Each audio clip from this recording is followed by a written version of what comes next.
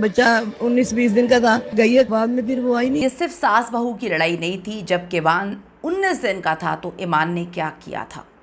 रजब भट्ट की वालदा ने आखिरकार मुंह खोल ही दिया। उनकी बहन हाथ दबाए जा रही थी, लेकिन फिर भी रजब भट्ट की वालदा दुनिया के सामने सच लेकर आ गई हैं। बेटे की दूसरी शादी कब कर रही हैं, ईमान ने सुलह के दरवाजे खुद क्यों बंद किए, वो सुलह क्यों नहीं करना चाहती थी, उनके आगे के क्या मोटिव्स थे, तलाक का तकाजा किसने किया, तमाम राज एक इंटरव्यू में रजब के बहुत ही करीबी दोस्त हैं, उन्होंने भी शदीद तरीन तनकीद की है। क्या मामला है, क्या चीज़ें हैं, आज की वीडियो में हम इस पर बात करते हैं। रिक्वेस्ट है चैनल को सब्सक्राइब करें, हमें आपकी सपोर्ट की ज़रूरत है। आपने वीडियो को आखिर तक मुलाहिज़ा ज़रूर फरमाना है। शादी मर्दों का काम है, अगर आप बच्चे हैं, मिच्योर हैं तो आप शादी ना करें जब आपने आगे निभानी नहीं है। रजब भट्ट और ईमान के मामले में एक बात तो बहुत अच्छे से क्लियर हो चुकी है कि अब एक का मुकाबला 2 से हो गया है, और फिर 1-2 से मुकाबले के लिए जो है नए पार्टनर लाने पड़ते हैं, आएंगे भी। जी आप सही समझ रहे हैं, मामला बड़े अजीब हो चुके हैं।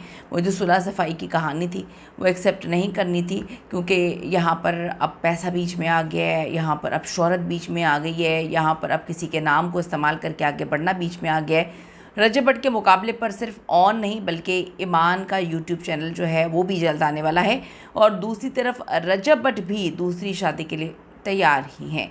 बेटे की दूसरी शादी का मामला अल्लाह पे छोड़ दिया। वालदा जो रजब भट्ट की हैं उन्होंने बात बोली है, मुझे आज भी अपने पोते किवान सुल्तान की बहुत याद आती है, मैंने अपने बेटे की दूसरी शादी का मामला अल्लाह पे छोड़ दिया है।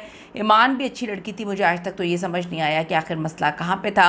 वो उस वक्त घर छोड़ के गई थी, बल्कि छोड़ के नहीं गई थी, कह कर गई थी जब किवान सिर्फ 19 दिन का था कि मैं अभी वापस आ जाऊंगी, लेकिन फिर वो कभी वापस नहीं आई। मैंने कभी उससे घर के काम नहीं करवाए, उसे किचन में नहीं घुसने दिया, हमेशा उसे अपनी बेटी की तरह रखा, लेकिन शायद कोई ऐसी बात थी जो उसे पसंद नहीं आ रही थी। वैसे देखा जाए तो बहुत सारी चीज़ें उनको इतना नहीं, इंसान को जो है ना संटी होना चाहिए।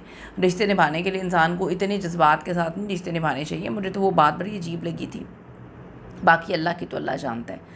वो बात इतनी अजीब थी कि ऑन शेख बैठ के बता रहा है पूरी दुनिया को, मेरी बहन को इतना बुरा लगा कि वो तकिए से मेरे भांजे को तशबीह दे दी, और ईमान को इतना बुरा लगा कि उसके बेटे को तकिए से तशबीह दे दी, तकिया उठा के कह दिया कि ये किवान है, तो बड़ा बुरा लगा। अगर इतनी इतनी बातें इंसान को बुरी लगेंगी ना तो फिर आप घर ही बैठेंगे। कोई भी इंसान कोई रिश्ता नहीं निभा सकता, आपको अपना दिल बड़ा करना पड़ता है। पता नहीं नीचे आमना सकीना लिखती हैं कि पता नहीं इनकी वालदा कहाँ पे पढ़ाती हैं, क्या सिखाती हैं लोगों को, जिनको अपनी बेटी को नहीं सिखा पाई। फिर किसी ने नीचे लिखा, बड़े कमेंट्स हैं, मतलब मैं इतने पर्सनल कमेंट्स को बिल्कुल भी अप्रिशिएट नहीं करती, नहीं करने चाहिए।